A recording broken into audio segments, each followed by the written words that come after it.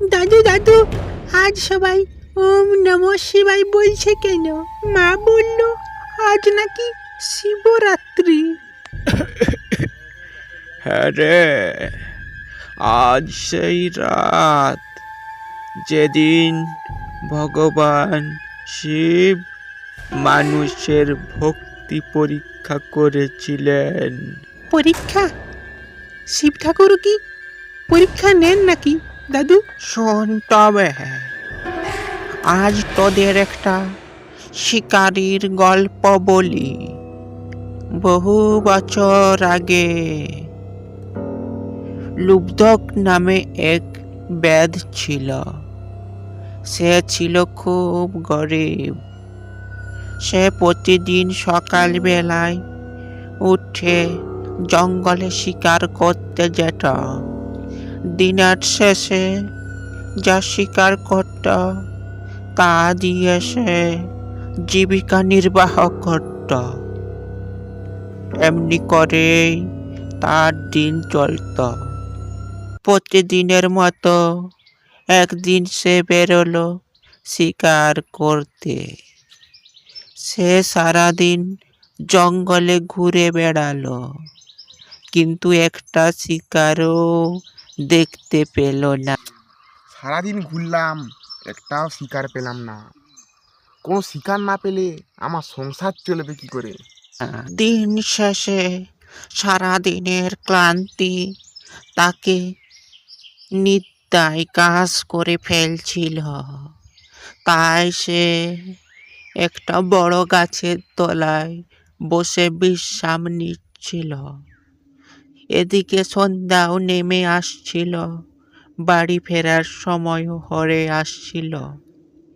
কিন্তু ক্লান্তি, নিদ্রা, তৃষ্ণা আর জঙ্গলের হিংস্র পশুর ভয় চারিদিকে গ্রাস করে ফেলেছিল। তখনই সেখানে মুষলধারে বৃষ্টি হতে শুরু করলো। এবার রাত হচ্ছে, এবার বড় গাছটার উপরে উঠে পড়ি। শিকারি কোনো উপায় না পেয়ে সেই বড় গাছটার উপরে উঠে পড়ল। না, ঘুমাবো না, ঘুমালে পড়ে যাব। আমাকে সারা রাত জাগতে হবে। এদিকে মুষলধারে বৃষ্টি হওয়ার কারণে শিকারি কাঁপতে লাগলো। সে যত কাঁপতে লাগলো, গাছের পাতাগুলো ছিঁড়ে ছিঁড়ে নিচে ফেলতে লাগলো। শিকারি জানতো না যে গাছটায় সে উঠেছে সেটি একটি বেল গাছ ছিল, আর তার নিচে ছিল একটি শিবলিঙ্গ।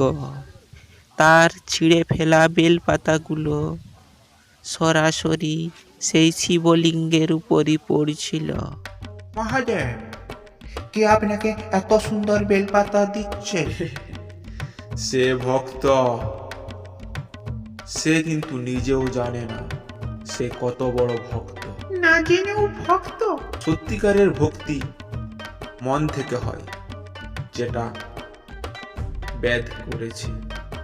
আজ তুমি পালিয়ে যাবে কোথায়? আজ তোমার মৃত্যু আমার হাতে। শিকারি, আমাকে মেরো না। আমার ছোট ছোট বাচ্চা আছে। আমার বাচ্চাদের সাথে একবার দেখা করে আসিস, শেষ দেখা। তারপরে না হয় আমাকে মারো। ঠিক আছে, যাও, কিন্তু ফিরে আসবে। বাচ্চারা, তোমরা কাঁদো না। তোমরা তোমাদের খেয়াল রাখবে। আমাকে এক শিকারি মেরে দিবে।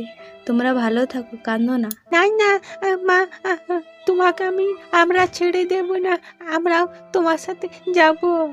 এরপর হরিণ ও তার বাচ্চাদের নিয়ে সেই শিকারির কাছে উপস্থিত হলো। তুমি ফিরে এলে? আমি তো মানুষ, তোমার থেকে কম কেন? আজ আমি কাউকে মারবো না। বেদ তার হাত থেকে তীর ধনুক ফেলে দিতেই মুহূর্তের মধ্যে সেই হরিণটি শিব ঠাকুরে পরিণত হয়। কে কে কে আপনি? আমি মহাদেব। তুমি না জেনেই রাত জেগে উপবাস করলে, বেলপাতা দিলে, পানি হত্যা ছেড়ে দিলে।